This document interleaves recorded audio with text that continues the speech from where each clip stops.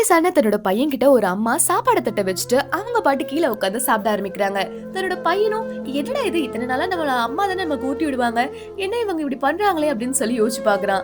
இது எதனால அப்படி பண்ணிருப்பாங்க அப்படின்னா, இவனுக்கும் பேரலைஸ் ஆயிட்டனால இவன் கொஞ்சம் கொஞ்சமா ட்ரை பண்ணும் சில விஷயத்தெல்லாம் அப்படின்னு நினைச்ச அந்த அம்மாவோ ஃபர்ஸ்ட் அவனுக்கு பிடிச்ச ஒரு ரோபோட் பொம்மை எடுத்து அவன்கிட்ட வைக்கிறாங்க. அந்த பையனும் எடுக்கிறதுக்கு ட்ரை பண்றான். ஆனா அவனால முடிய மாட்டேங்குது. இருந்தாலுமே அவங்க அம்மா சப்போர்ட் பண்ணி உன்னால முடியும், ட்ரை பண்ணுப்பா அப்படின்ற மாதிரி சொல்றாங்க. அந்த நேரத்துக்குள்ள இவங்களுக்கு கால் வரவும் வெளியவும் போய் பேசிட்டு இருக்காங்க. போன் கால்லாம் முடிஞ்ச பிறகு உள்ள வந்து பார்த்தா அந்த பொம்மையும் அப்படியே கீழே விழுந்து கிடக்கு. இத பார்த்த அவங்க அம்மாக்கு தன்னோட பையன் ஏதோ ட்ரை பண்ணிருக்கான் போல இருக்குன்னு சொல்லி ரொம்பவே சந்தோஷப்படுறாங்க. அந்த நாள் அவங்க வேலைக்கு போயிருந்த சமயத்துல ஒரு குட்டி பனிக்குட்டி வந்து ஓடி வந்திருக்கும். அந்த பார்த்தவங்க ஓனரும் என்ன சொல்லிருப்பாருன்னா, ஒருவேளை இந்த குட்டிக்கு பசி எடுத்திருக்கும் போல இருக்கு, அதனாலதான் இந்த வேலியெல்லாம் தாண்டி அது வந்துருச்சு அப்படின்ற மாதிரி சொல்லியிருப்பாரு. உடனே இதை கேட்ட அந்த அம்மாவும், அப்ப பசி மூலியமா நம்மளோட பையனை மாத்த முடியுமா அப்படின்ற மாதிரி நினைச்சு அதை ஒரு சான்ஸா எடுத்து முத நாள் அவங்க கொண்டு போய் தட்டு அந்த பையன் கிட்ட வைக்கிறாங்க. ஆனா அந்த பையன் சாப்பிட்டானா இல்லையான்றது கூட தெரியாம, ஏமா இன்னும் நீ சாப்பிடாம அப்படியே தட்டை வச்சிருக்குன்னு சொல்லி அந்த தட்டையும் எடுத்துட்டு போயிடுறாங்க.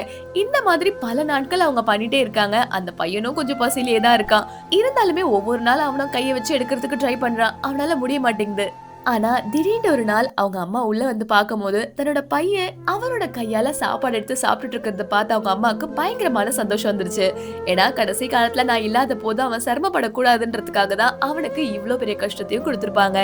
என்னதான் பேரண்ட்ஸோட சில விஷயங்கள் நம்மளுக்கு அந்த டைம் கோவமா இருந்தாலுமே, என்னைக்கா இருந்தாலுமே அவங்க நம்ம நல்லதுக்கு தானே யோசிப்பாங்க. இந்த வீடியோ உங்களுக்கு பிடிச்சிருந்தா மறக்காம லைக் அண்ட் சப்ஸ்கிரைப் பண்ணிக்கோங்க.